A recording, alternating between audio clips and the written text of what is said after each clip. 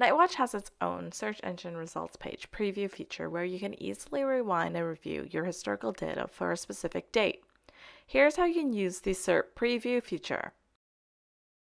In your website's dashboard, click Keywords in the left sidebar.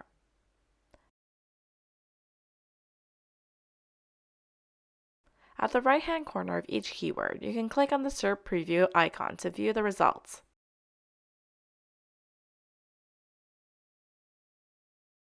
You can also choose a specific time interval in the top right corner of the SERP preview graph.